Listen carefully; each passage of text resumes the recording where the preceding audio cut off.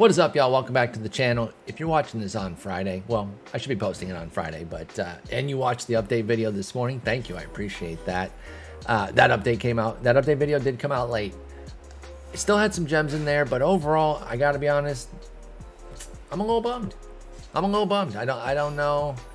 I don't know if I'm losing my fastball or what, but I feel like some of my misses, they don't make sense to me. And I want to understand a bit better, so maybe I was overrating some things. I mean, I mentioned in the update video that I did most of my work with the wrong date period because I didn't go all the way back to the 13th.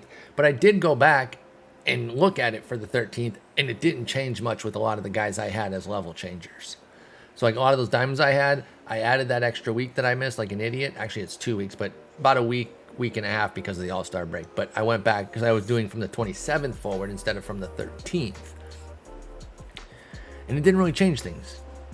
It didn't change things to the point where I'm like, oh, well, these are now bad picks. But some of them didn't come through, so maybe I'm just bad at this now. I don't know.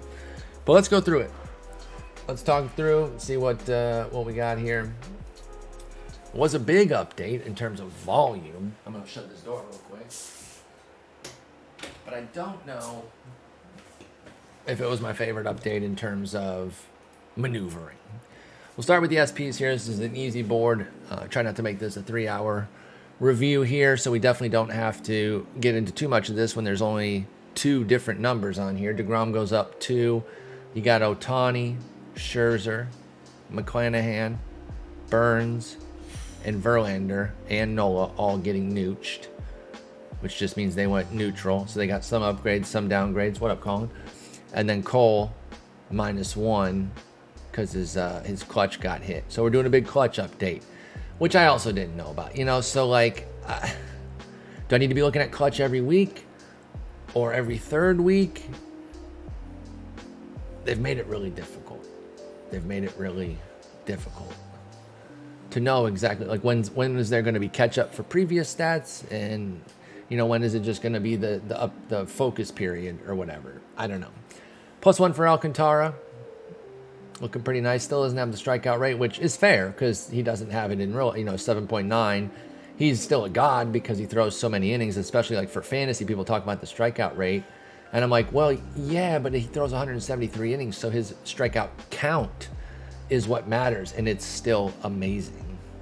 So unless you play in a K per 9 league, or you have some... Here's the thing. If you play in a league that has an innings limit for fantasy, that is essentially a K per 9 league because you only have a finite number of innings that you can use. So if you play in that or an actual league that counts K per 9, well, then you should, you can have some concerns about Alcantara. But otherwise, standard 5x5, I don't want to hear it. He's amazing. Rodon goes up 1. Musgrove down 2. Manoah neutched. Kirsch -1. Cease goes +2 to Diamond. See, and I wasn't 100% sure on him. I guess I didn't know that 9 clutch was coming. And we saw some stamina upgrades and some downgrades, one of which I don't really get. But I'm not going to spend the entire update saying I don't get everything. I'm being a total sourpuss. I wasn't sure about Diamond for Cease. I put him in an 84. He's got got the great hit 9. I thought he'd get a little bit of BB love for this one. He got a home run jump too, which I didn't know. Like 7 players have gotten in a homer 9 update sporadically throughout the year. So I mean, I'm glad he got it. Here's the thing: if I ever miss on somebody who's like 1 point away, unless I was like definitively like he will not get it, then I'm not too worried because I had Cease at 84. That's an indicator to invest. So those ones don't bother me too much when I come up short on those. Zach Wheeler we did get at an 85. Felt like he would just get a little sprinkle across the board. He didn't get anything for Ks, but the 3 hit 9 and the 1 BB was enough to bring it home for him. Luis Castillo, I had made 83, 84 was where I was saying. I put 83 on the sheet, but I didn't think he got the 4 points right away. And you can see they gave him a nice robust update, including the 20 clutch. Clutch and homer per 9 do not move the overalls at near the same level as the big 3, the hit 9, K9, and BB9. I don't know. Stamina would likely have a bigger impact than homer and clutch because I think you could add like 50 homer points on somebody and it might give them a +1. Like that's how little that moves the needle. I think the clutch moves the needle a little bit more. Stamina a bit more than that, and then the hits, Ks, and BB are big movers, of course. And Castillo is a diamond hold without a doubt. Spencer Strider missed. I thought it was a lock, and this is one that I don't know. I don't really get it. I guess like why the stamina hit? Why? Like, was that necessary? Did he go diamond and like we don't want him to be diamond, so they lowered the stamina? I don't understand. What are we watching with Spencer Strider that isn't diamond this year? What doesn't he have that isn't just pure diamond?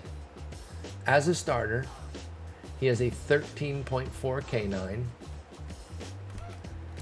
He has a 3.1 BB9 and 6.3 hits. Now, obviously, his hits and Ks are high. I think his K9 should be in the 90s. I really do not understand that. 13.5 K9 or 13.4 as a starter is under 90? Why? I don't know. I saw diamond here. I'm a little sore on this one just because, again, you look at the composite of the season, you look at the recent period, and I'm just like, what isn't diamond? I know he's a rookie, but they've been aggro this year, and that's cool. A lot of big ups, a lot of big downs. What's he missing that isn't diamond? I don't get it. Another nooch for Woodruff. This one's becoming our Tyler Mahle of this year, but a little bit different, where Mahle, we were waiting for him to go gold, and he just couldn't quite get over that hump until he finally did. Woodruff, we're waiting to go back to diamond, and apparently can't get over that hump. Has there ever been a diamond named Spencer before? That's the glass ceiling. Fair point. Christian Javier.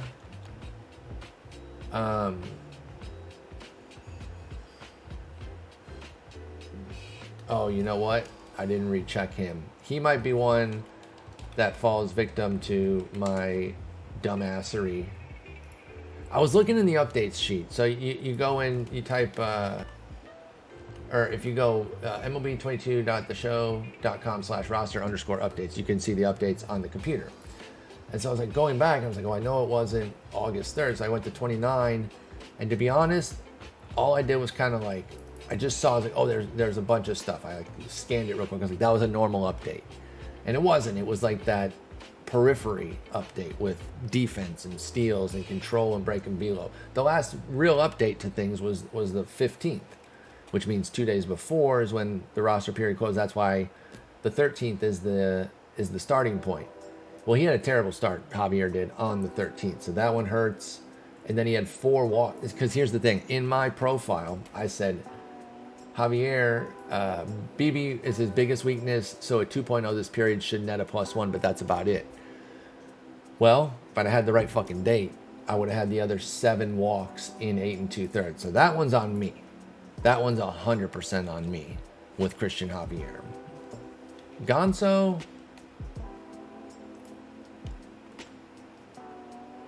again,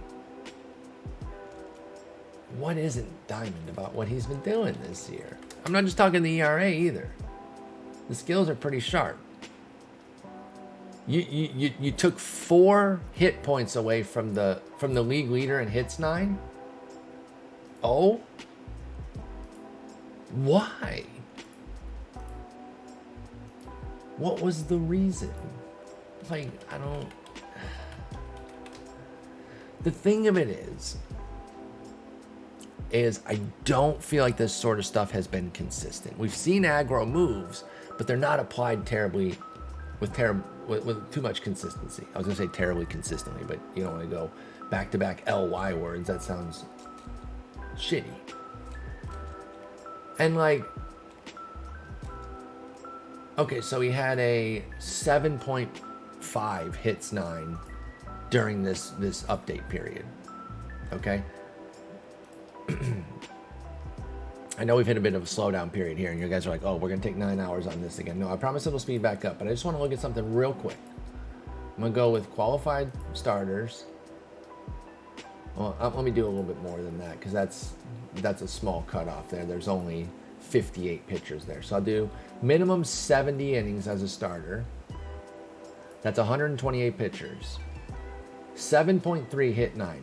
That's the mark that Gonsolin had for this period, but he has a 5.9 or 5.3 that leads baseball for the season. 7.3 would rank 26th among those pitchers with 70 innings. Among qualified starters, which means you have at least 1 inning per game pitched for your team, 7.3 would rank 16th. Did we really have to take a -4 for that though? For 23 hits and 27 innings? Like, I don't get it. Like, what's the point of it though? Everybody can see that Tony Gonsolin has pitched like a diamond this year. I know he doesn't have a huge strikeout rate, but he's kind of like Sandy in that respect, where, you know, his hit suppression has been great. I'm not saying they're 1-to-1 comp or anything, but like that's the type of guy he's been this year, where he hasn't needed the strikeouts because his hit management is wonderful. The defense is helping him, and he's been lucky too. Sometimes when you have a great season, anytime you have a great season, there has to be an element of luck in there too. Doesn't mean that you don't deserve it or anything like that, but things have to go your way too. And I don't know. Him and Strider, those are the two that just, I don't get it. And frankly, another reliever that we're going to get to in a moment too. And then those are the three that I'm going to be, I'll get my griping in on that, and that's it. But like, I don't know. Again, maybe I just lost my fastball and I'm just out of touch. I didn't see anybody else's stuff this week in terms of the upgrades they were calling for. So maybe everybody else was in on it, and it's all me. I'm willing to admit that. Okay? So we'll see. Gallen up 2, Arias up 2.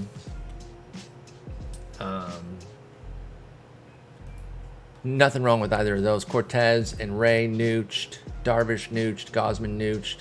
Lopez and Montas have been terrible. They're going to lose gold next period if they don't shape up very quickly. So if you're holding any shares on them, get out before you get Taylor Warded, which is the slow evaporation of your ratings, and then boom, all of a sudden you're out of gold.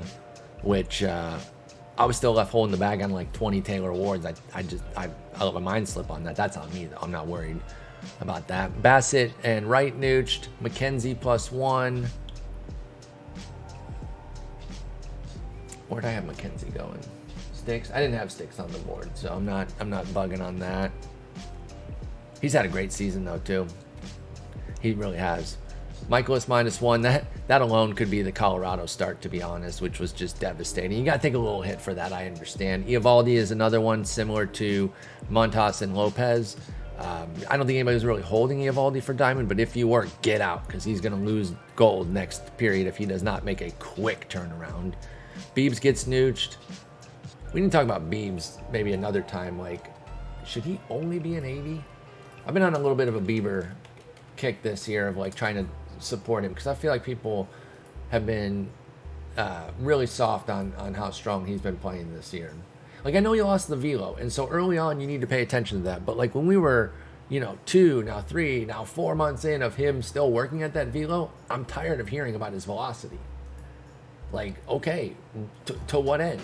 It's not bothering him. He can live at this level, so it's like, shut up. I guess with regards to his MLB The Show card, though, I will say maybe he doesn't need to be a bunch higher, because his hit rate is at 8.0 for the year, which is not particularly special. I think a 1.9 BB, walk rate, I should say, that should probably have more love, I would venture to say. He is, I only have strikeout rate here as opposed to strikeouts per 9, which can be a little different, but he's 14th. In strikeout rate. Of course, that's a lot of ties, like especially if you're rounding. Bottom line is, I feel like he's been at least more of like a 90, an 82 type, but whatever. I'm not going to quibble too much over that. He's not been diamondy, so that's okay that he's not a diamond, but he feels more like a mid gold. Tyone +1 into gold. Peralta down 1. Montgomery down 1. Peralta, I feel like he's getting his footing, but again, if you were holding some from diamond, or for a diamond run before his injury, be careful, because if he does have another bumpy start, he could lose gold. and then have to get it back. But I think he's finding his footing back from the injury. Yeah, Bieber's been living at 92. Clev Dog, Webb, and Sonny Gray get nooched. So does Springs.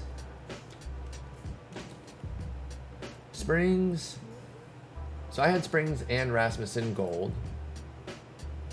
Neither of them got it. So Rasmussen might be Springs might be another one where me being the biggest moron in the universe and not having the right time frame. No, because he didn't make any start. No, so he didn't make any starts because I used the July 27th cutoff. Oh, he did have one start, the July 24th one. How much does that change things? Let me see. 8.5 hits, which is up from, what I had. 25 strikeouts and 25 and a third. That's basically a strikeout per inning. And then 4 walks. 1.4. I don't know. He also has 1.9 walks on the season. So, just to use the, I know I shouldn't do this because that's bad precedent. You don't want to do the, he has 1.9 walks and he's a 77, and he has 1.9 walks and he's an 81, because you don't know their trajectory of where they came from. And that does matter a lot. So I'm not just going to do that because that's completely disingenuous, and I don't subscribe to it like that. I do still think that his walks per 9 are underrated for Jeffrey Springs, but not because of Bieber. Because, he's been a good walk guy. He was a good walk guy last year. Springs was 2.8 down to 1.9 this year. So I don't know. Whatever. Tyler Anderson out of gold. Lance Lynn back up 1. Lance Lynn finding his footing, by the way. Speaking of some of these struggling studs, I think he's kind of getting back on track. Hopefully we don't have any more blow-up outings. This is another one where it's kind of in that Gonsolin level, and I guess even Strider to a different degree. Like, I'm saying Strider should be a diamond, Gonsolin should be a diamond, and then of course Fromber, you would think more of like a gold. And I don't know. I only had him going up to a 78, so he got one more point than I thought. But I'm just wondering if maybe they could push some of his strengths up a little bit more.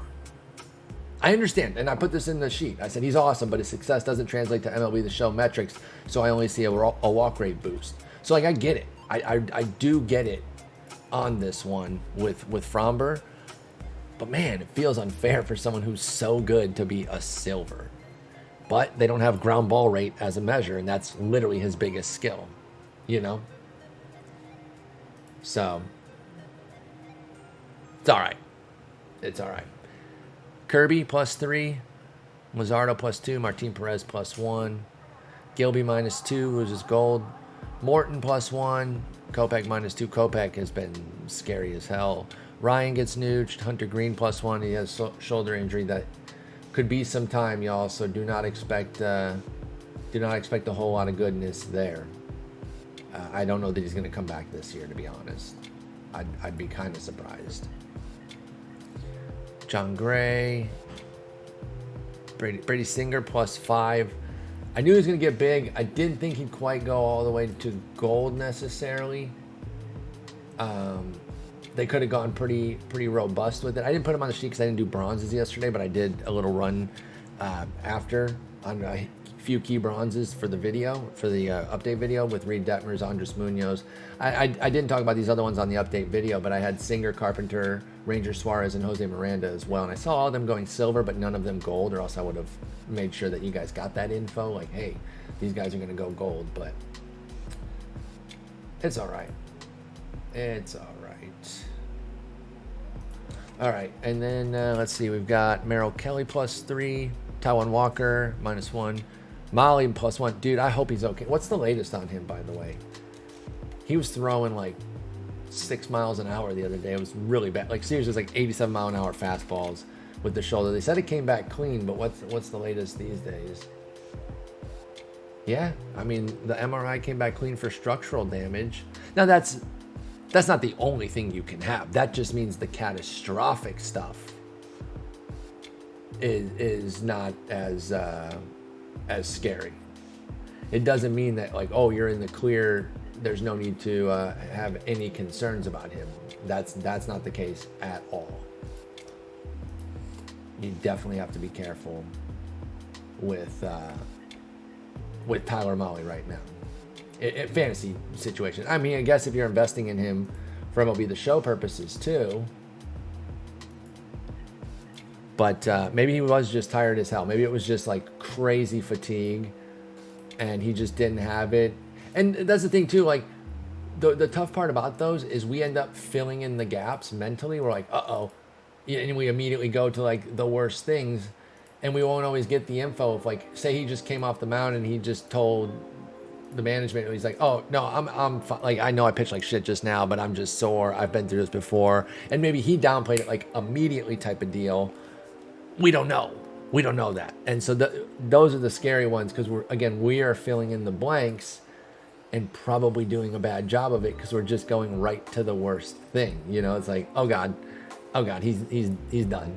He's going to be out for 500 years and he's fine. I mean, right now he's fine. We'll see. Keep tabs on Mahle for sure because I thought he was going to be a game changer down the stretch. Definitely had gold upside being with Minnesota and getting out of Cincy. But until we get out of the woods with this shoulder thing, I would not invest any more. If you have shares, you can hold them, but do not get more of Mahle right now. Urquidy +3 to 77, Klubs -1, Waka +1, Josiah Gray +1, Thor -1, and Detmers +4. You got the big boost. Detmers looks excellent, y'all. He seems to be making that big corner turn. Finding his strikeout stuff has been the key.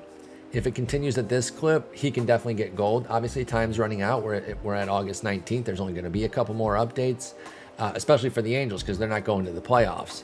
And by the way, we're going to shift our focus to some playoff guys here as the month changes to September. And we're going to start talking about some of the mid-tier guys on those rosters that we might want to get for some playoff investment because you can get some real gems there because guys that have big playoffs, they will upgrade them aggressively. But anyway, Detmers goes +4 here. I got no problems with this. He sets up for a very nice hold for gold. Pivetta loses 1. Heaney +2. Cobb +1. Irvin +3. Barrios -1. Great outing last night, but we know the ups and downs that he's had. So, I would not invest off of the New York start or anything. Just leave him be this year. If you got him on your fantasy team and you're still using him, I totally get it because there have been really good starts, including yesterday. The problem is one dud outing can cancel out 2 goodies. And that's what he's been doing all year. He'll string together 2-3 good ones and then just have back-to-back duds to totally piss away all of it. 2 up, 1 down, 1 up, 2 down. Like it's so inconsistent this year. The only thing that's consistent is his inconsistency. +3 for Wood, -1 for Carrasco. Hopefully he's all right. Actually, I don't know. What is the latest on Carrasco's injury? They went from, they can't get David Peterson in the rotation to losing 2 guys quickly. 15-day IL with a left oblique strain, that's not good. 3 to 4 weeks. Might be back in time for the playoffs. Speaking of Peterson, +1. I will say Peterson does have some interesting hold for gold upside now. He's going to get a rotation spot for a while for Carrasco. I know Taijuan Walker got hurt too, so there is space right now. I don't know if Walker's injury ended up being an IL stay, but Peterson should be up, and he's been great this year, so I like some hold for gold upside there. Paul Blackburn -1. He's on the IL right now. Stroh +1. Ashby nooched. Ashby's probably going to lose silver if he's not careful. He got blasted up again today against the Cubs. Stripling +1. Nothing for Waino. Cueto +1. And Sandoval -2. Ranger Suarez gets +2. I thought that came in a little light, but I do get it. He doesn't have a wonderful K rate or anything like that. I only had him 1 more point up to a 76, so I'm not bugging on this one. He did find a new cutter though, and it's been really good. Again, he's not a strikeout stud or anything, so that does kind of mitigate some of his upside here in that sort of Gonsolin, Framber Valdez sort of realm. On a lower level, of course, because he's only a 75, but you get what I'm saying. Smiley +1, Giolito -2. Oof. It's been so tough, man. I like Giolito a lot. He's a good pitcher. There's still elements of his game that are definitely working, but you want to talk about inconsistency, my man. It's got to be killing him too, because he knows what he's doing out there. He's a damn fine pitcher, and it seems from the outside looking in that like the command of particular pitches. The tough part for me, this would drive me nuts if I had any talent and I was an athlete of any sort. As a pitcher, different pitches are failing him on different starts. It's not like one thing. And it seems like it would be a lot better if you had one thing that you had to work on. Like, I got to fix my fastball command. It would still be hard. Just because it's one thing doesn't make it easy. But it's like whack-a-mole, man. He gets his slider going, boom, the changeup's screwed. Fastball's working, boom. All of a sudden he's giving up homers on the changeup now. The curveball and the slider are dog shit today, but at least he's got fastball command. And it's just like something's going awry every day for Giolito, and it's rarely the same thing twice in a row, and that's got to be mega frustrating. So I hope he gets right, man. He's got the talent, obviously, to be a stud. We've seen it, so I'm not saying anything special there, but he is struggling right now. And frankly, I understand if you're nervous about starting him in fantasy, but let me check the schedule. I think he was the one. Justin and I were talking about some guys that are struggling in fantasy on the podcast today, and I think Giolito has Oakland next week, or no, at Baltimore, and home to Arizona. And listen, Baltimore is a good team. I'm not shading them, but going to Camden is now awesome for pitchers. It used to be a scare zone, and now you're like, yes, my pitcher's going to Baltimore. So even though they're a good lineup, you're only worried about a few runs from them because of that ballpark. And then Arizona, of course, you're not worried about. So I would still start him for the two starts next week. I will say this is one of those tests. If you can't start Giolito and you're making your waiver moves this weekend and you're like, I'm not going to start him, then just cut him. Because if you can't use the 2-start here, you're never going to feel confident in him. And we're running out of time at this point to let him work through it. So to me, I think it's a do or die situation with Giolito in fantasy leagues this week, that if you don't start him, just go ahead and move on and get somebody else. Thompson -2, Ashcraft +2. Ashcraft is like a very extreme version, lower tier of that Gonsolin Fromber profile. No Ks to speak of, but he also doesn't have the amazing hit 9 that those guys have. +1 for Quantrill, -2 for Greinke. Plesac gets nooched. Quintana, I know he doesn't miss a lot of bats, but I'm kind of surprised he's not a bit higher too. He's had a nice season. I guess it's been pretty on the fringes as far as the MLB, the show skills, so I get it. Steele +1, Dane Dunning -2, Archer and Marquez nooched, -2 for Keller. Keller could get a big loss. I don't think anybody's invested in Keller, so I'm just saying this is like a general PSA, but he's in the bullpen now, so he might get moved to RP next week, so be careful on that, because that would cost him 5 points off rip. Ian Anderson -3, Kyle Freeland +1.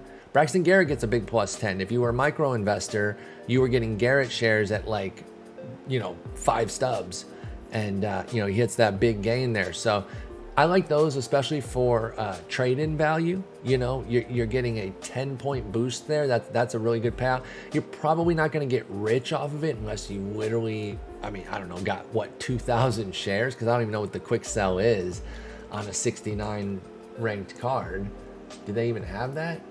Do they even have the quick sell on the bronze cards here? Let me look at this sheet. No, it only goes down to silver. So I forget what the quick sell is on bronze.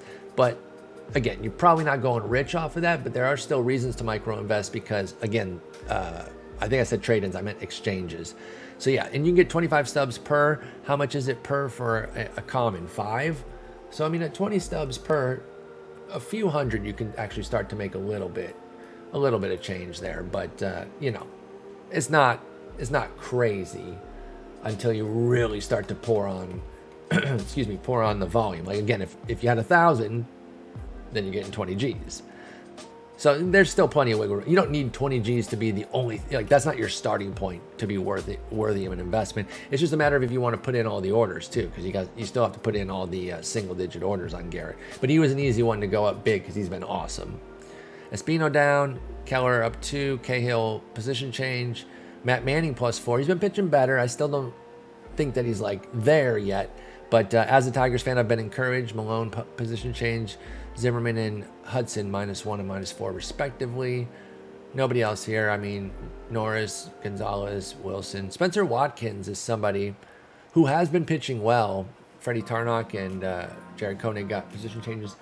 Let me look at Watkins again really quick, because I was looking at the Baltimore pitchers the other day when I was doing my updated rankings for fantasy. And no, he does not have a big strikeout rate or anything, but I actually thought that his numbers were worthy of a bigger jump here. Going back to the 13th. He does have a 10-hit outing against the Rays. That's probably spoiling everything. Never mind. I'm not even going to run the numbers. Because, yeah, 29 hits in 24 and 2/3. So I get it. But he has been pitching well, though. Arihara and Algair for Nick Algair. I don't know who that is. Are the new guys. New relievers, bunch of them. I don't really see too much. So this guy made a spot start in the doubleheader. Why wouldn't he come in as an SP? He even got 76 stamina. I don't understand that. It's not a big deal, but I don't get it. Here's my last like grumbly. Why did this guy not get diamond? What are we watching if not a diamond? Because again, we know that sometimes they kind of go back and like bring back in some historical to be like, okay, we need to give that a little extra love because this has been going on for a while now, like do a little catch up. And so, and I have no problem with that. So, I mean, if you honestly like really look at, if you look at Minter, he's been kind of killing it since the playoffs. I guess he was a little wobbly in his very last outing of the playoffs, 3 runs on 3 hits and 2 walks, so that kind of spoiled it. But even that, I'm not saying they need to count the playoffs. I'm just saying this dude's been a G. He had a great playoff, and then he's been amazing this year. 12.2 K, 1.5 walk, and 6.8 hits are his numbers for the season. I don't get it. Now, I did say hold for diamond if they 84 him. They nooched him. They didn't even give him +1. How's he not been a diamond this year? What am I missing? What am I missing? I don't know. None of these categories are a 90. I don't know. Let me look at one more thing on Minter. Yeah, I don't know what. I don't know the thresholds for the runners in scoring position thing for pitcher clutch. 666 OPS with the runners in scoring position doesn't seem amazing. So maybe the 66 clutch is fine. But I thought Minter should have had diamond. I'm holding him for diamond, that's for sure. Sir Anthony kept that closer's role, by the way. They need to move him back to CP. David Robertson is not the closer there. That's neither here nor there. Whether you're labeled RP or CP does not change your rating. I just mean for accuracy's sake. But he gets +2, well deserved. +2 for Schreiber.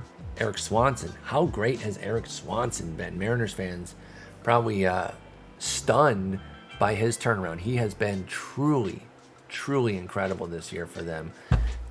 Kind of a failed starter type. I mean, most relievers are, so that essentially goes without saying, but I said it anyway. But yeah, he was not doing a whole lot in some brief starts like back in 18 or 19.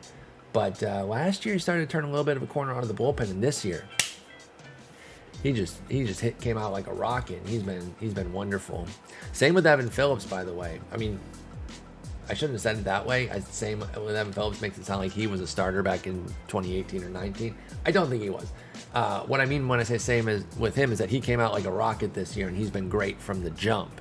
And we were waiting for this gold. Remember when he was a common, I was telling y'all, I'm just going to ride this out because he could be our Tommy Canely this year for my old heads who remember our Tommy Canely run. But he has a 10.7 K, 2.3 walk, and 4.6 hit 9 on the season. Evan Phillips has been awesome.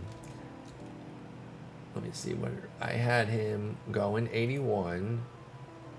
Now, okay. So I think he's another one that the date, my incorrect date, screwed me here. Because going back to the proper date loops in a 3-walk outing that he had. So I guess he didn't have as good of a walk rate. But I mean, I don't know. He's got 2.3 on the season. Did he really need a -3 there? Like, really? I don't think so. And okay, so here's why those kind of annoy me, because it was a 3-walk outing. It's such a clear outlier, by the way. I'm not saying it shouldn't count, right? Like, you know, hey, don't count the stuff that I don't want because these are the players I like. No, I'm just trying to get the hold on it, the consistency, though. So if we're reacting that like that to a 3-walk game, basically, well, he had an 11.8 K per 9 this period. Why is that only worth 2? Why isn't he in the upper 70s then? And that's the part that I don't know. Maybe we would benefit from like Rory doing a stream where at least he gives some insight. I know there's no perfect way of like, if you reach this threshold, your rating will be this. And there shouldn't be. Because again, it matters where a player comes from, their trajectory of how they've evolved, right? You don't want, if you say, 2.4 walks is an 84 no matter what, well, then what about the year that like DeGrom is at 2.7 walks, but then some Johnny 2 Cents rookie is at 2.2 walks, and he's been in the league for 80 innings, and DeGrom is DeGrom. We don't want him to be higher. You don't want Johnny 2 Cents to be higher than DeGrom, so I understand that. But I'm just looking within this. They hit him with -3 on the BB9. If you look at the game log, yes, the three walks count. Again, I'm not saying don't count it. Did he need a -3 based off of that, though? In Evan Phillips's last 22 outings, he has allowed a walk in just 2 of them. One was a 1-walk game against San Diego, and the other was the 3-walk game against San Francisco. I guess in that context, then I am saying, like, do we really have to count too heavily on the 3 walks? Do we really have to hit him for that when everything, like, the context of everything else says that that's a clear blip? I don't know. I'm going in circles now, so I'll move on. Iglesias -2, Rayleigh and Duran nooched. Taylor Rogers and Clay Holmes hit hard. They've both been rough lately.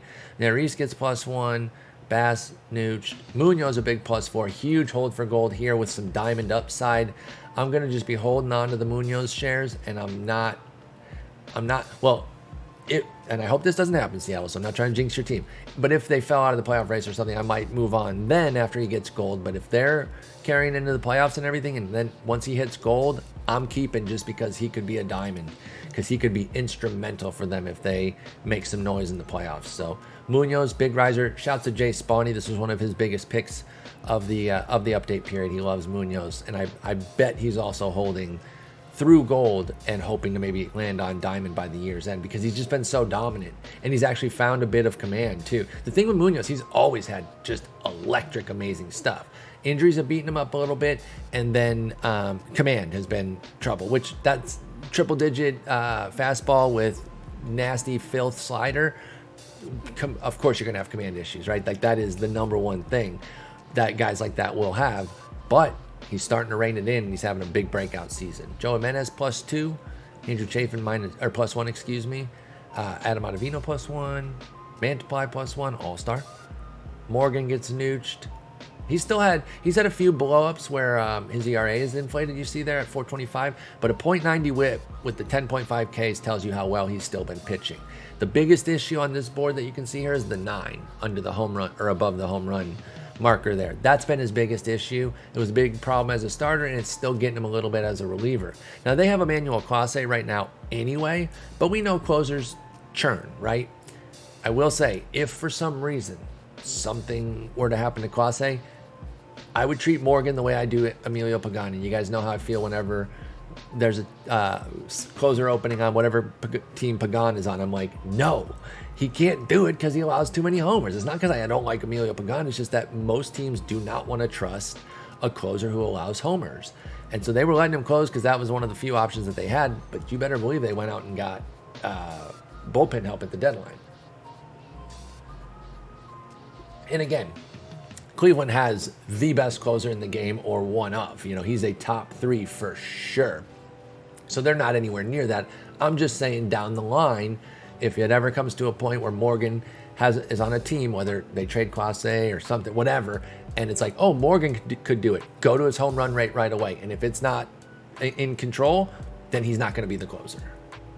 Gallegos -1. That just hurts my heart because I love Gallegos. Speaking of closers, Helsley might be the best closer in the league too right now. He doesn't have as much track record as Clase, so I'd still rank Clase maybe a little bit ahead. But pound for pound, pitch for pitch, Helsley is probably the best pitcher in baseball right now, just in terms of overall dominance. Penn Murphy +3. That Seattle bullpen, dude. You can't get a breather in there. Lang nooched. Montero -2. McHugh +2. Yimmy nooched. Diego Castillo nooched. Stanek -2. Alexis Diaz, Edwin's brother. Does he have a cool entrance song? You'd think Big Bro would help him out. Say, hey, let's get you a dope song too, because I can't be the only one with the sickest intro. Trevor Stephan would get a look ahead of Eli Morgan if anything were to happen to Clase. Karinchak would probably be the guy right now because he's up and pitching pretty well, but we know how his command can go. So Stephan might be the sleeper there but again, don't try to get guys on Cleveland for saves right now. I shouldn't even be talking about it that much as if Clase is not a locked loaded stud. Fulmer -2, Poche -1, Martin and Okert +2 each. I'm just going to go through the rest of the relievers here. Speaking of, Pagan gets nooched. And if there's anybody that really stands out, I will highlight them.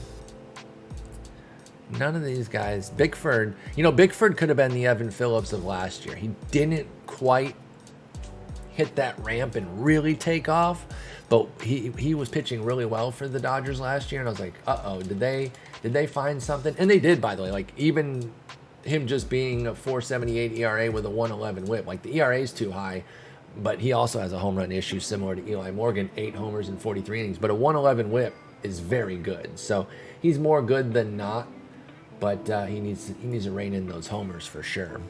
Brebbia, Hand, Milner, nah. Nothing here. Nabil Chrismat. What were we talking? Oh, we were talking about him the other day because in one of my out of the park baseball franchises, he converted to starter and became a god. I don't know. It was crazy because he's how old is Chrismat right now? Because this was a few years into the future. He is 20. Okay, he's only 27 right now. I thought he was like 29, 30. So maybe he transitioned into the bullpen or into the rotation at 30 or something. Wandy Peralta +1, Will Smith, Victor Arano, Michael Givens. Yeah, I'm not seeing anybody here that really jumps out right now as far as a micro investment type guy. Palante, if he was starting again, I might be interested, but right now he's not. There's no room. Yeah, none of these guys really jumping out. There's some pitchers I like, but they're not doing well enough to sneak in on or anything. So yeah, we move on to closers. Speaking of Edwin, there he is, +3 to 91. What a stud. I know some people in my Discord, one person in particular was holding a bunch of Edwin Diaz's waiting for a heavy move like this. I want to scroll up and find out. It was Roman Roy who had, that's their handle in the Discord. Shouts to people who watch Succession, great show. He had 1,379 Diaz's, 1,379 Diaz's. So he quick sold them for 12,411,000 stubs. So, pretty good update for that person. Pretty good update. My goodness. All right. Ryan Helsley. Speaking of, I mentioned him earlier. He's a badass. Hader -4.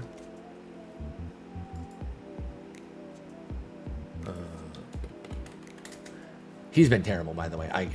I saw some dunking on Brewers on Twitter of you shouldn't have traded Hader when Devin Williams or Taylor Rogers lose. I don't know who it was, but they lost a game late. And would they be doing any better with him? Padres fans already can't stand Hader. Listen, he's going through it with his command right now. The one, it's hard to narrow it down because I was going to say that one blow up that he had, and everyone's like, okay, which one? The one that he had where Machado had to save him with the home run. So that was against San Francisco, I believe, right?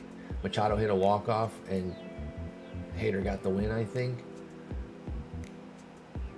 Let me see if I can find that one. No, because they lost the San Francisco game. Where's the one where Machado hit the big walk-off?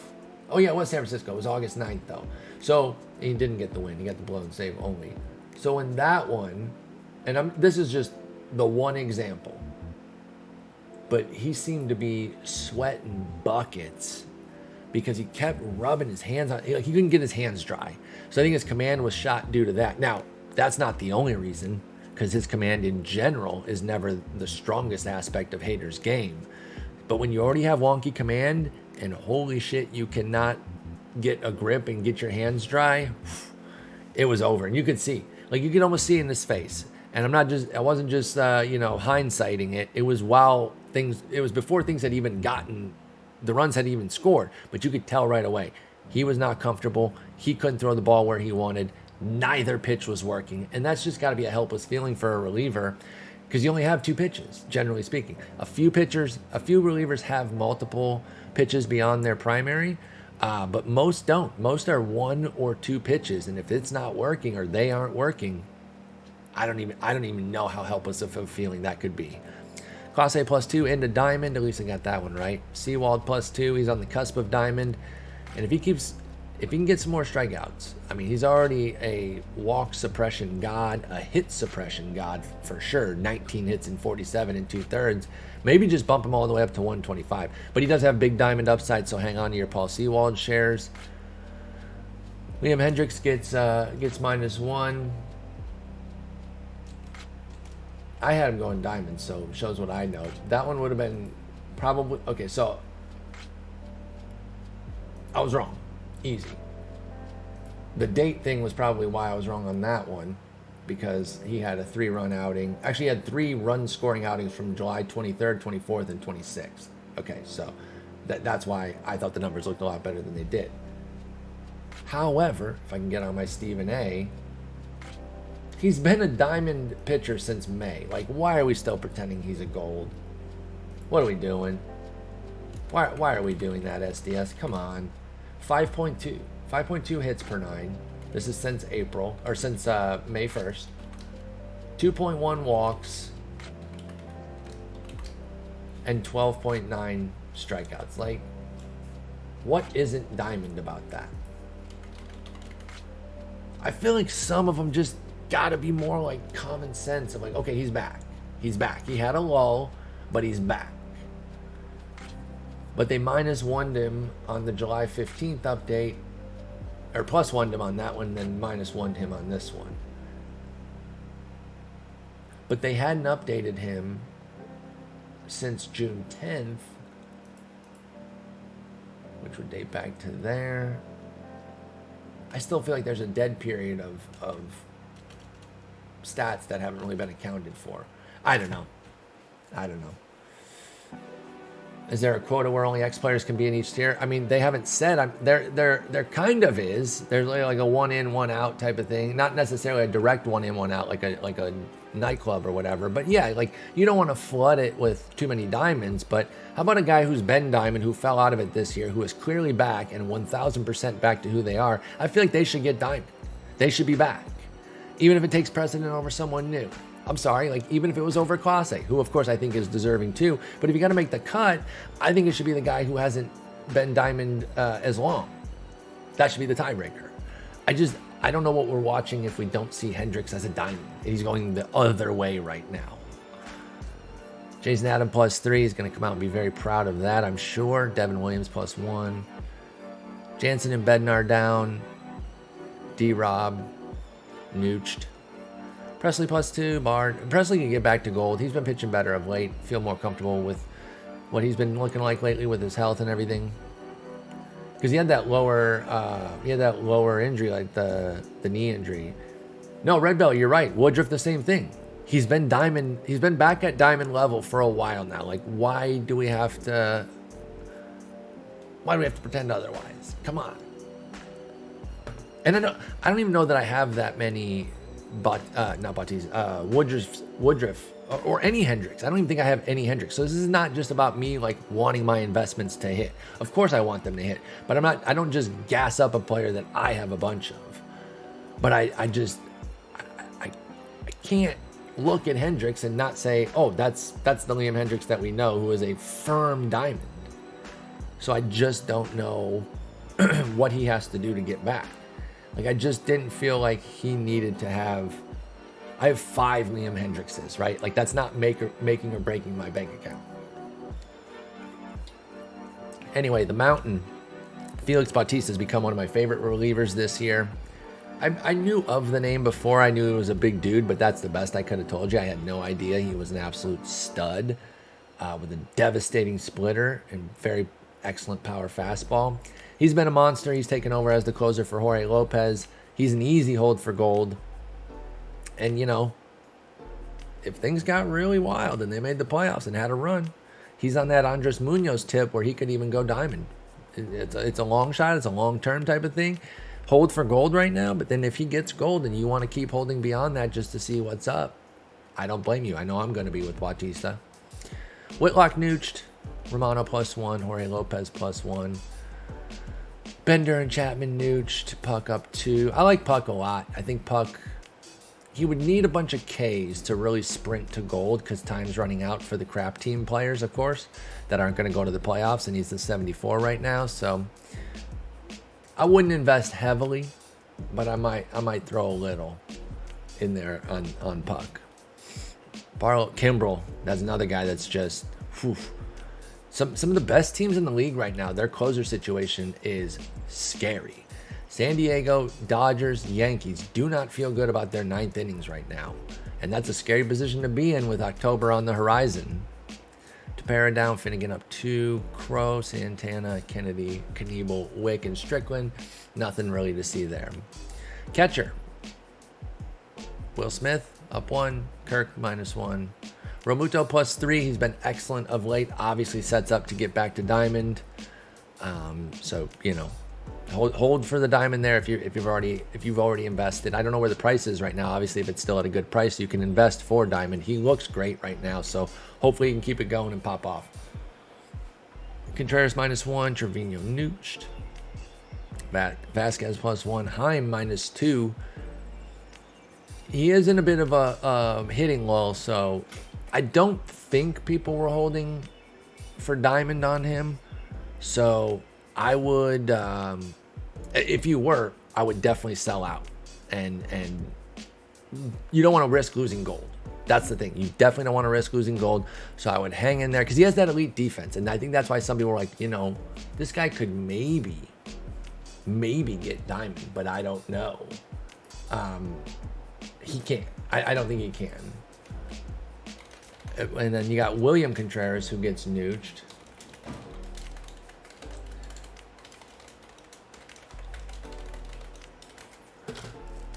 And then Sean Murphy gets +2 to gold. Him and his big fat butt. Adley Rutschman +1. Wait, Adley Rutschman didn't get gold. Did I have Adley Rutschman to gold? Oh, no, I had him +1. That's fine. Oh, yeah, because he's just playing to his splits. He's just beating up righties and not hitting lefties. So that's the problem. Salvador Perez. Now, Salvador Perez, he has 6 homers since returning. I got to look this one up. I thought he would skate to gold. Man, guys, I'm washed. I'm washed as hell.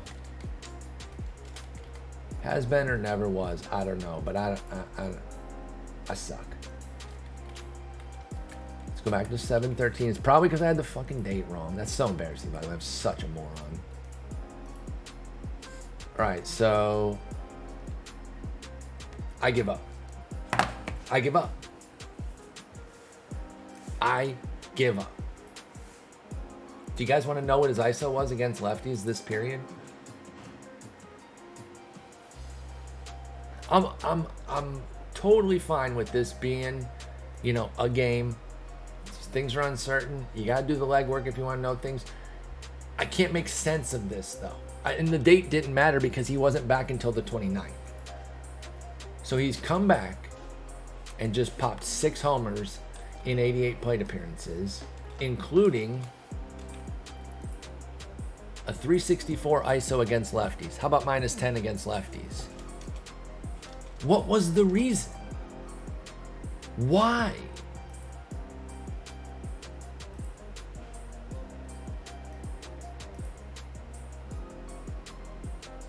.236 ISO against righties, by the way, too, which is still pretty good. ISO, for those who don't know, is slugging minus batting average. It basically knocks out your singles. Anything over 200 is pretty good power. Once you start getting a 225, 250 range, that's really premium power. So 236 is pretty damn good against righties. And then I mentioned 364 ISO against lefties. I don't care that's only 13 plate appearances. You took 10 points away from him. Why? It doesn't make sense. I really, really struggle with things that just don't make sense, that I can't like figure out the logic behind it. Those are the things that like get me the most. And so like, I don't understand. 338. Like, yeah, his ISO is down from last year, from 338 to 272. But he missed a bunch of time and he came off the IL and absolutely slapped the shit out of every pitcher that he faced. Why would he get nuked like that? Why would he get minus 10? I don't know. Nick Fortes, by the way, a couple of sneak catchers this year are within these next 3 names have been fantasy gods. You guys know I talk a lot about fantasy stuff when I'm talking about these, because that's a big way of how I stay up on who's doing well, is I write about fantasy for a living, so I'm just generally in the know of where guys are recently. And Nick Fortes and Cal Raleigh have been 2 waiver pickups that have been crazy great. Raleigh has 18 homers. Absolutely insane. Now, he's only hitting 208, but in fantasy, 208 from your second catcher, or even your catcher himself in a 1-catcher league, when you're getting 18 homers, you can deal with that. And Fortes, his only downside is that he doesn't play a lot. All my leagues are 2-catcher leagues, so guys like Fortes and Raleigh are really, really interesting. Even Jonah Heim started the season as a second catcher, and he's been elevated into viability in 1-catcher leagues. But Fortes, big season for him. Stallings is still an elite defender, which is why Fortes doesn't play all the time. But I think we saw this on stream the other day when I was talking about the Marlins. I think they've been playing Fortes at some DH just to make sure he gets in. Okay, just once. It was literally on Wednesday, so I don't want to overstate that.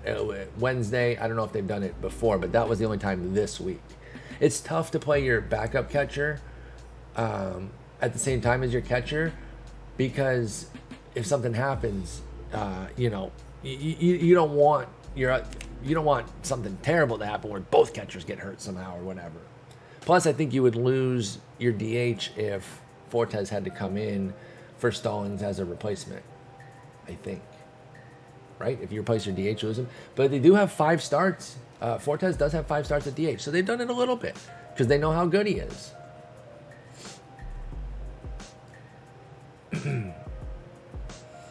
Oh yeah, because the Royals do that. Speaking of the Royals, with Melendez and Perez, so there is a risk there. But they've done it 5 times, so maybe they're interested. Oh geez, hang on guys, I'm sorry, I made a mistake. God, I'm having a rough day, y'all. I put my podcast on the wrong feed. I mean, I'm gonna keep going here, but I have to kind of correct it on the fly too, so I don't forget. Speaking of Stallings, he gets -1. He's not a great hitter, but he's a very, very solid, more than a very solid defender. He's a brilliant defender. I don't want to just say solid defender. That understates it greatly. All right, remove this episode. How did I do that? Where is...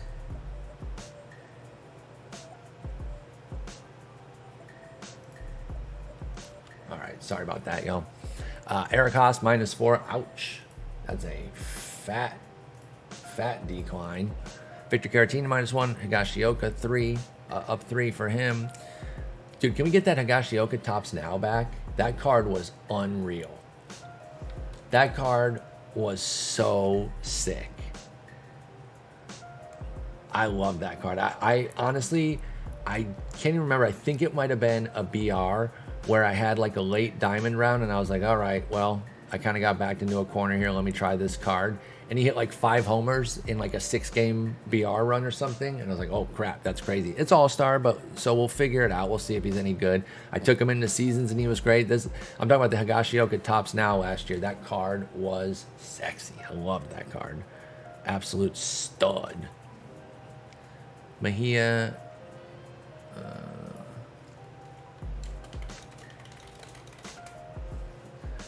Mejia gets nuked. Kelly up 1, Nola and Ruiz -3. Same with Stassi, a lot of -3s there. Again, as we get deeper, I'll stop on guys that I think like have some, something notable, worth maybe investing in. And I don't see it with catchers. Low tier catchers are tough. They're not always the best hitters out there. Shea Langeliers is in the game now, though. Don't be surprised if Shea Langeliers makes a quick run to silver. That's possible. That is certainly possible. So keep an eye on that if you like to do some of the micro investing. Goldie up 2. Vlad and Alonso nuked. Walker +1. Walker, I think I had him for diamond, but I was a little nervous. And again, the date screw up is probably why. Because I thought he only had 9 plate appearances against lefties. Because he did for the time frame that I used. Now, I don't know if he added that many more based on... I guess I can just look. Let me just look. Christian Walker. Hello? Christian Walker against lefties. He had... Oh, wow. So in those extra 2 weeks, he ended up getting 12 extra plate appearances against lefties. So he had 21 plate appearances. He hit 200, 238, 350. So when he only had 9 plate appearances, I was like, okay, I don't think they'll crush him for that. But 21, that's a bit of a different story. So that makes more sense. And that one's 100% on me. So I eat the fat L on that one. Rizzo and Crone get downgraded. Rizzo just doesn't have enough average. Like, he could get diamond. I mean, anytime you're 2 points away, you could get there, but I would be careful investing too heavily just because the average has been so rough. And then with Crone, what I would do is what we should do. I can do it right now. Let's just do it right quick because our next update is probably going to be in 2 weeks. Let's assume, right? So the next update will be September 2nd. Let's see if they can get on a homestand. Nope. They're leaving. They leave in the middle of next week.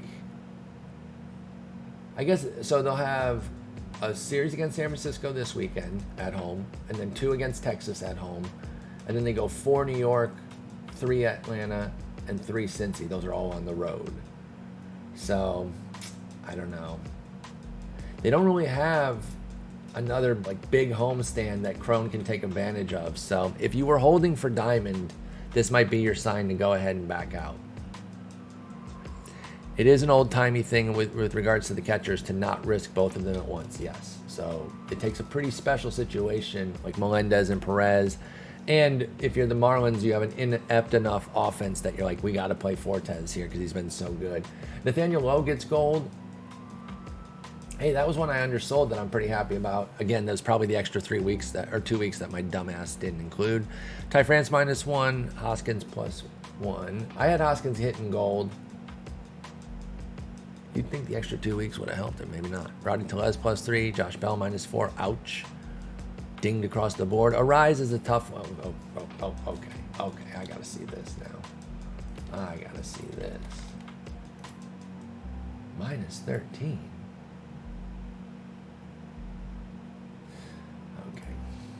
I mean, I guess we're just going off of the BABIP fluctuations pretty heavily. I mean, he did get +11 against lefties for hitting 333 against them in 29 plate appearances. So I guess hitting 289 against righties gets a 13-point downgrade, I guess. Matteo and Albert Pujols go up 2 points apiece. Still weird with how well Matteo started that he's not gold right now. Mountcastle -3. Vinny Pasquantino gets a hot +7. You knew he was going to get a fat update. He's been killing it. He definitely a hold for gold right now, the way he's hitting.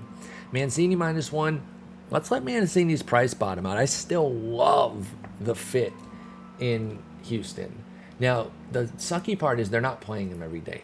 I tend to think it's because they simply don't have to. They have a 12-game lead in the division, and now they're even in the number 1 spot because the Yankees have fallen back. I thought it was going to be Alvarez, Gurriel, and Mancini in left, first, and DH in some fashion every day. And it's just not been that way. Mancini has now played the last 3 days. He's actually playing a bit more this week, but before that, it was like kind of one on, one off type of deal. And we were like, what's going on? But I think they can just mix in all these players they want right now because they know that they don't have to push that hard. I think in the playoffs, though, you're going to see a lot of Mancini. So I like him as a sneaky gold for the long term. If you're willing to wait all the way through the playoffs and everything, maybe get some Mancini right now. My boy Seth Breezy, big fan of Seth Brown. He gets +3. Silver's probably his cap, though. He's got batting average issues for sure. Cooper and Aguilar -4. This speaks to the offensive troubles that team is having.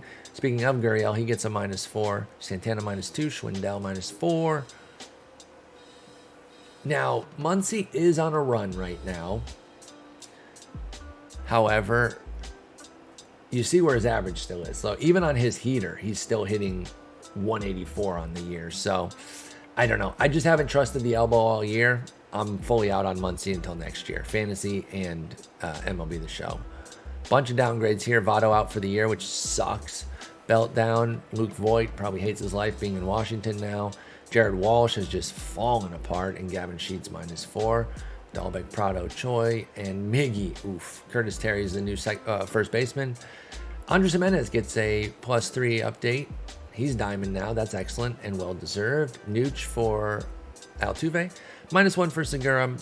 Semien Nooch. -1 for Edman. +2 for McNeil. Brandon Lau and Espinal both Nooched. Brendan Rodgers up 1. Same thing with Rodgers, as I said, with Crone. If you can try to time it to a homestand as best you can, and you see him really popping off at home and it's near an update, he can get gold. But the Coors hangover effect is so devastating on the road that when those guys have a week on the road, you just know that it's going to blast their numbers. Cronenworth gets nooched. Gavin Lux +1. Toro, Polanco, and Torres down. Harrison and Flores nooched. I don't see a whole lot at second base that's really got me feeling any type of way. Like, I like Jonathan India. He's had a rough year, though. So we're left with a little bit of like, is it just the injury? Which I tend to think it's mostly the injury. I don't think he was a fluke last year. I don't think it's a one-year wonder. That's what it's going to look like because the sophomore year has been so bad. But if you just ignore the injury, I think you're being pretty unfair to India. So I'll reserve judgment until we get, another decent sample where he's been healthy. Nicky Lopez and Nick Madrigal go down. Sam Haggerty, I wonder if Malk ever thought he'd see the day where Sam Haggerty's a 72. Talked about him the other day in a Rust tournament, which is bronzes and commons. We've done on the channel a bunch of times, on Twitch a bunch of times.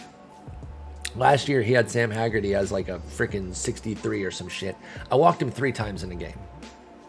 That's my fault, of course, but he became a legend at that point. It's not just my fault, but it's also Malk's, eye too. So I don't want to take all the credit away from him. He did something there too, but it was just hilarious. I couldn't believe I walked him 3 times. Solano and Rengifo. We've been talking a lot about Rengifo on Boxes and Bull, my morning box score show, 3 days a week, Tuesday, Wednesday, Thursday. And he's been playing really well. I don't know that his cap goes beyond silver. Like, I think he can get to silver. He'd really have to keep the power up to go gold, and I don't really see it, so don't get your hopes that high. But he's a good little player, though. Good little player. Willie Castro, Jonathan Scope, Owen Miller, Garcia down, Hernandez, Kemp. All those guys down. Castro, Scope, Miller, Luis Garcia, Cesar Hernandez, and Tony Kemp all take a hit. Larry Garcia took a hit as well. So did Kevin Biggio, Nolan Gorman, Duran, Hira, Taylor, and Odor. Dude, I did not realize Taylor was down to a 7. Well, I mean, I shouldn't say I didn't realize. It just happened. But I didn't see this earlier when I did my quick scan. That's tough. I'll tell you what, though. Be our God now. I mean, he already was as a silver, but I've always done well with Taylor cards. And he strikes me as one of those guys that even as a bronze with his numbers tanked, he's still going to crush. Glaber was like that last year. Even though he kept going down, down, down, I didn't care. I was still using him all the time in BR. Chris Taylor will be the same for me. Rougned Odor goes down as well. Third base, Nolan Arenado up 2. Just having a great year. He and Goldie, the old men, with Waino and Quintana now leading the rotation as well. They just Cardinals devil magic, dude. Anti-aging creams over there. Jose Ramirez -3, Machado -1, Devers nooched, Riley +2 into Diamond. He's been wonderful. Drury gets nooched. I know we've been waiting on him, y'all. You're gonna have to wait a little longer. I don't. I don't know. I don't know if he can get there though, y'all. I love Brandon Drury. He's been an absolute god for me in fantasy this year. Like, I'm so happy with what he's brought to my team in fantasy. But a lot of it was playing in that Cincinnati park. Plain and simple. That isn't to take credit away from him. That's just the stone cold facts. When you're hitting in a great venue, it's awesome. San Diego's venue is not that strong for hitters. So he's a quality hitter, but he was toting like a 900 something or a high 800s OPS with Cincy. I think his true talent is probably like a high 700s player, which is still a solid player. He ended up with an 855 in Cincy by the time he left. So that's really solid. So the dip that I'm predicting is not so severe that he's like a worthless player now. It was still worth San Diego getting him. A high 700s OPS would be, you know, in the vein of, I mean, there's a lot of good players that have high 700s OPSs this year. Corey Seager, Starling Marte, Julio Rodriguez, Carlos Correa, Wilmer Flores is a really solid hitter. He's not on that same star level as other guys, but go look at Wilmer Flores' career numbers. He's been a damn good hitter his whole career. Bottom line, I'm trying to point out is that Drury's probably going to fall back closer to his true talent level in a more neutral park, but he's still very good. But as far as getting the diamond, he might have needed that park. Let's just be clear about that. Big plus for him for Chapman. His power has been going crazy. And he is a former diamond. I will say, unless he just keeps hitting like 5 homers a week, which, hey, maybe. But absent that, once the homer barrage kind of slows down, I'm not sure he can get diamond without a batting average spike against righties. I know his defense is great. It gives him a really nice cushion to work with. But this is a really robust upgrade, and he's still only an 82, which is fair. I'm not saying he should be higher, but it's because he has a 50 contact against righties. So be careful investing too heavily in him. Chapman's one of my faves, man. He's been a stream meme for years. I used his gold card, live series card, deep into a season a couple years ago, and every stream, like 10 people would say, why is Chapman in your lineup? Why is Chapman in your lineup? That became like a whole thing. And I was like, because he's good.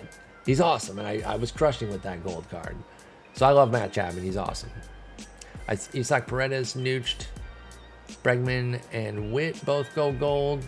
Bregman has been out of his mind. Had that insane game against the White Sox yesterday. I tell you what, I got a few yesterday as silver, figuring he would probably go gold. But even as a low gold, I'm going to invest, and I'm going to hold for diamond with him. I think he could have a killer month and a half for the rest of the season, and then just a crazy playoff. So I'm in on the Bregman train for the long haul. Rojas goes up 1. Christian Arroyo +6. Out of his mind. Big upgrade. McMahon nooched. Wisdom -1. Turner -2. Ramon Urias +2. Cabrizi. We haven't seen the power for Cabrizi this year, but that's okay. Honestly, I didn't expect it to necessarily come through this year. I saw him as more of a speed play in fantasy. I was expecting more than a 249 average, but all in all, I'm still fine with where Cabrizi's development is right now. And if he doesn't have a great finish to the season and kind of ends up in the low 700s, high 600s OPS, I'm going to definitely invest next year in fantasy because the price will dip for sure. Jose Miranda. Remember how tough his career started? People were like, you gotta send this guy back to the minors. Nope, he's fine. He's been awesome. Sometimes you just need a little time to get your footing in the bigs, and he's become a big piece for them right now. Gio Urshela, he gets nooched. -3 for Suarez. Bohm gets nooched. Eduardo Escobar -4, and now he's on the IL. Luis Urias, they got both. They had both Contreras, and both Uriases. Emmanuel Rivera +2. He's been crushing the ball with Arizona. He's got some pop, but I don't know if he can make enough consistent contact. That's the tough part with Rivera, in my opinion. Josh Donaldson gets absolutely destroyed. Brian Anderson +1. Donovan -1. Franco Davis again. So Davis has been crushing since joining San Francisco, but you're looking at a max of silver right now. So that's what I would say there. Candelario nooched. Beatty, welcome to the league. Gets a little love, too. Hit a homer in his very first pitch. That's pretty hot. Moncada -3. Moustakas -6. Yikes. Oh, our boy Ray Clam -4. An MLB The Show legend. Nolan Jones +2. Eleris Montero +1. And then that's it for third base. Shortstop, Zhu Wei Lin is up. Turner +2. Nico +1. Lindor +1 and Rosario +2. When are we going to get a peak, 99 Trey Turner? Come on, let's get that. +1 for Siegs, nooched for Correa, -4 for TA, and -1 for Bogey. Pena -1, talking about rookie wall. Hey, it's hard to be great all year as a rook. It's hard to be great all year as an established star in the bigs. So it's really, really difficult when you're a rook. I'm not too worried about Pena having, natural rookie regression and coming back to earth. We were anointing him as the next thing early on, and it's easy to fall for that and be hyped. Hey, I'll never not want to get hyped on somebody performing well. It doesn't mean I think everything they're doing is perfectly sustainable and they can't be touched or anything like that. Sometimes you're just celebrating the good, and you'll worry about the regression when it comes, We don't always have to be like, the other shoe's going to drop. Okay, I'll wait for it to drop. Like, shut up, Sometimes I just want to be like, hey, this is going well. I like this player. And that's kind of how I was with Pena. But you knew as a rookie, he would likely come back to earth a bit. Fletch goes gold.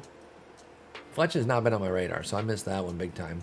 Adames -2. Leonidas Diaz +2. He's somebody who's been playing a lot in that grouping with Gurriel, Yordan Alvarez, and Mancini, because he's playing well too. 720 OPS is not crazy, but he has good streaks, and they're good enough that the Astros will continue to find him some burn. Ha-Seong Kim's interesting to me because obviously now he's in. He's going to play the rest of the year because of Mr. Ringworm. So I like him still as a hold for gold. Problem is, he needs to really pop off against righties. He's had some bouts of okay, maybe it's coming, but it's like he's definitely a one step forward, two steps back kind of guy, or even a 2 steps forward, 1 step back. But it's never just pushing forward. You'll see glimpses for a week, and then he'll go ice cold for 5 days. He'll go off for 10 days, and he's ice cold for 2 weeks, and it's really, or at least anecdotally, it feels like he's really guardrail to guardrail, way up, way down type of deal. But I still like Ha-Seong Kim.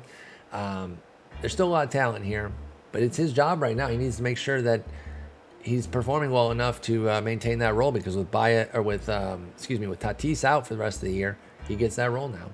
Speaking of Baez, nooched. Iglesias, nooched. Tyro Estrada +1.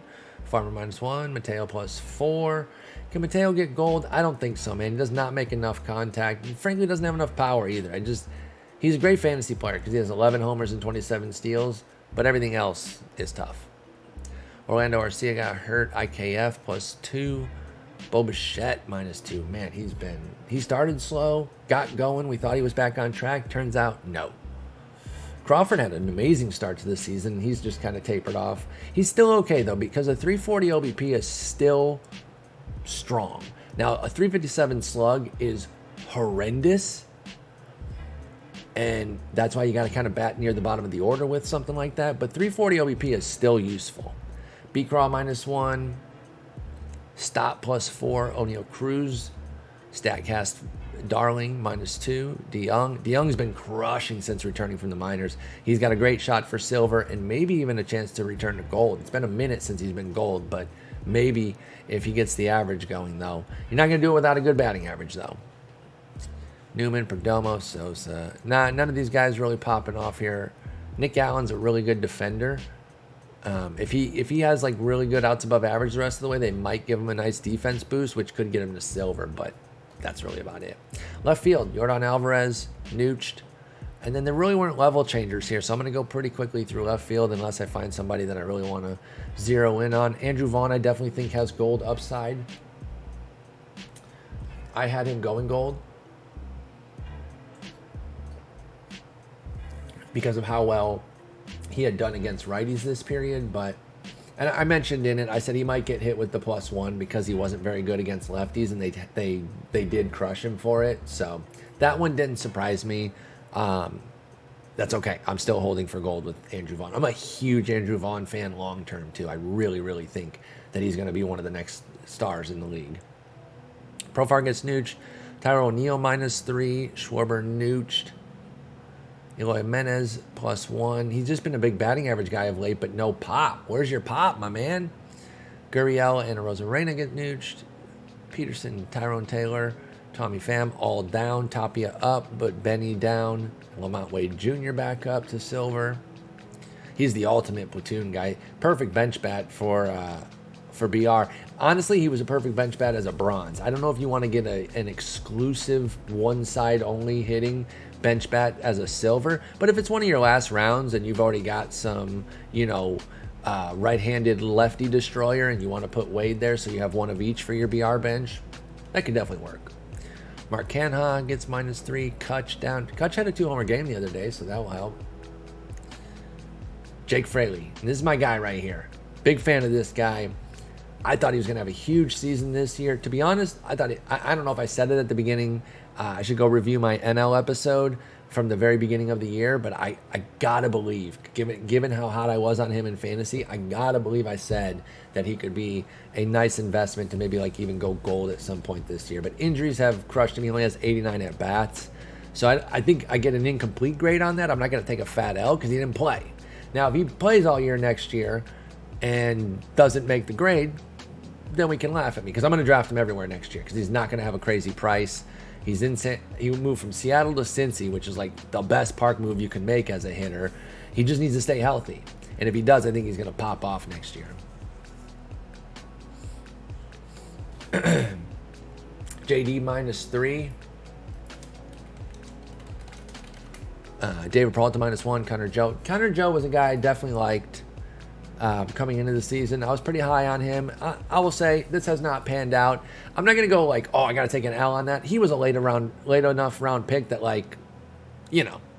that's part of the deal there when you're taking guys in like the 18th round. I don't think I have to go around apologizing for recommending an 18th round type pick. The Akil Baddoo stuff, sure, I will fall on that sword easily, but Connor Joe, come on. We knew the expectations there were a wide range of outcomes, but I did like him. I'm not going to run from that or anything. Winker, Rosario, Yelich, Dumbass Ozuna, Pinder, Marsh, and Kyle Isbell all get downgraded, as do Yadier Hernandez, the aforementioned Akil Baddoo, and Jared Kelenic. And frankly, I cannot argue with any of the Baddoo downgrades. Center field, Winton Bernard, one of the coolest stories this year, man. 31-year-old grinding in the minors, makes his debut. I hope he dominates the rest of the way, or at least just plays well enough to kind of stay in the mix with Colorado. That's awesome. I remember him as a Tigers prospect like a long time ago because he's 31 at this point. Buxton Nooch, Robert up 1. J-Rod, y'all, if you guys didn't read Jeff Zimmerman at Fangraphs, wrote a write-up, or not wrote a write-up, Mining the News, hit where he goes through and finds news tidbits. He found a really bad fantasy one on J-Rod. They're going to slow him down on the bases. They're going to make him a lot more, smart decisions going every once in a while. So those of you that were loving his 21 steals, you might not get too many more the rest of the way. He might get to 25. I think that's probably where he's going to be. He might just get 4 the rest of the year. Michael Harris, I thought they might go diamond. I didn't put him for diamond or anything. This was more of like a gut thing. I was like, they might go all the way. But I didn't even put him on the sheet because I was like, probably not, because he didn't do anything against lefties. I was like, they might just go 83, but maybe they get wild. But they didn't. They just went. They just gave him a little love to his right-handed side there. So he is at 84. This was a robust update. Don't get me wrong, but he didn't quite have enough for the +5 yet. He is on the diamond track though. He's a wonderful player, man. Hey, by the way, did Vaughn Grissom not get anything? Is he second base? Why? He's a common, right? Or is he? He's not listed in the outfield because he doesn't play in the outfield. Maybe I'm just remembering his big moments. Has he not had good? No, he has a fucking 11-13 OPS.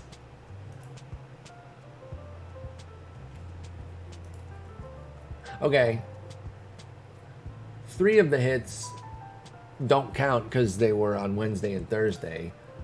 But I mean, even if you just go off of the first week, he was 10 for 25 with 2 homers. I don't care that it's a small sample. They're doing everything else off of tiny samples. Why didn't Vaughn Grissom go up to a bronze? Like, I'm not even trying to be joking. Or I'm not even trying to make a joke. Why? I don't get it. Adolis Garcia nooched. Springer down. Springer will go back up. Obviously, he had the crazy game. Oh, he's at shortstop? Did I miss him? No, I still didn't miss him. I know he's a common. So he should have been a bronze. I don't get it. That's a miss. Michael A. Taylor. Oh, wait, did I finish this page? Oh, Chas McCormick goes up to gold. Congrats to him. Brandon Nimmo down 1. And like I said, Springer goes down 1, but he's getting back on track right now. Maybe he'll go right back up. He's a good diamond hold, too, just because, I mean, he's George Springer. And you know, once the playoffs start, he's going to hit 15,000 homers. Taylor down, Grisham and Taveras up. These two warm my heart. I'm big fans of both. I like seeing them both do well. Leote, I'm a huge fan of. I really think he can be fantasy game changer. I mean, as early as right now, he is 3 homers, 6 steals. He is already doing stuff. Alec Thomas -3. Hey, rookie wall, baby. Welcome to the league. It happens. I can't say I'm surprised. It's a bummer. I wanted him to kind of be great, day one. But this just in. The major leagues are hard. I know, crazy, right? Cedric Mullins gets nooched. Dylan Carlson -1. Miles Straw -2. Bellinger nooched. Jesus Sanchez gets -2. Gritchie goes back to silver. Kyle Lewis down. Jake McCarthy up. Jake McCarthy's been a fantasy god as well with 9 steals and 3 homers. People have been loving his contributions. Sam Hilliard -2. Dubon and Robles nooched. Siri -4. Bunch of minuses here. Nothing that I see that really appetizes me.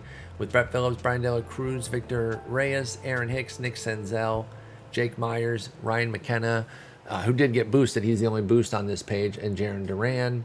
And then Josh Lowe and Sky Bolt. Lowe gets -2, Bolt gets +4. Neither really moving the needle for me. Aaron Judge, +3. He's a god. He's not MVP, but he is a god. Shohei for MVP. Duh. Mookie Betts nooched.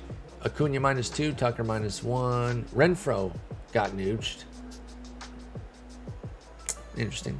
Marte nooched. Haniger and Teoscar +3 apiece. I wonder if Haniger can go diamond. I'm still so mad that he got hurt. Cost him so much time. I thought he was going to follow up last year's breakthrough season with or rebound season, I should say, because he's broken out before. But I thought he was going to have a huge year again this year, and he probably would have. I mean, who's to say? I shouldn't say probably. I have no idea. But I think he would have. Well, I'll just put it like that. Soto gets nooched. Santander gets +2. What? Soto got nooched? This one might be another one where me getting the date wrong might explain it all. So let me just check. I'm not going to make a critique yet until I actually see. It might just be me being a dumbass. So he had a 273, 467, 515 against righties. The problem, and I think I even wrote this up on the sheet, 297, 447, 486. No power against lefties. That's why he lost a little power there. The problem with Soto right now, did I not? Oh, yeah. I put 82 to 84 because he gets so much of his juice comes off of the walks, and he's already 125 discipline. So it's like really difficult to know exactly where to put him. So if you go from the 27th, which was the date that I had wrongly, he had a 317 average against righties. So yeah, I thought he would get some love there, but he gets Noosh instead. And it is because I had the date wrong. So my bad on that. I'm still holding him for Diamond though. I still think he's going to return to Diamond at some point this year. I just kind of refuse to believe it. Blackman and Ward. I mentioned Ward losing gold. Should have seen that one coming. That's my fault for holding the bag on those shares that I had when he was like an 83, 84. Naquin +2. Seiya Suzuki nooched. Laureano and Kepler negative. Newt Bar +2 for Newt. Gallo -2. Velasquez +4. Avi, Engel, and Yaz and Nelson Cruz all down, and Castellanos nooch. Castellanos is coming out of it, and Castellanos is good enough to go nuclear and get gold back. So I'm not saying that's the most likely outcome, but it's worth investing at bronze. It can't hurt you, right? Like that, it's one of those that it just cannot hurt you. And we know how good Casti is. They're probably going to make the playoffs, etc., etc. So I like Castellanos for a cheap, just stow away like 25 shares. Honestly, I would do more than that because it's bronze. I'd probably do like 50 or 60. But you know, you get it. Whatever is comfortable for your budget. But he could definitely go gold, Castellanos. Luis Gonzalez, Cole Calhoun down. Trace Thompson up 4. Mazzara, Bradley Jr., Gamble, Piscotti, and Adele all down. Dozier, Franmil, and Grossman all down. Now, Franmil could turn it right back around. He's been with the Cubs, and he's crushing. I think silver would be your max there, though. So I wouldn't really... I don't have the same vibe on him as I do at Castellanos. Again, Castellanos, I would get in because I think he can go silver soon, and then he could go gold, you know, after that. So that's the roster update. Again, I didn't love it. Just because I'm feeling some inconsistencies on things, and I don't know how to make heads or tails of it, and I just wish I felt like I knew what the deal was on some of the things, right? I think I'm thinking one way because this is how they did it this way, and then they're doing it this way. So I don't know, but thank you all so much for watching. I appreciate it. And again, I'm sorry that the update predictions were out late. Next time I will make sure that they're out early on Tuesday or Wednesday of the update week, so that you actually have more time and you don't have to try to scramble and do it all at the last second. But if you didn't get those Strider shares, don't worry, because they didn't come through anyway. Anyway, I wonder if they're going to take Tatis off of this little picture here on the little flip book. Anyway, thank you all so much for watching. Peace.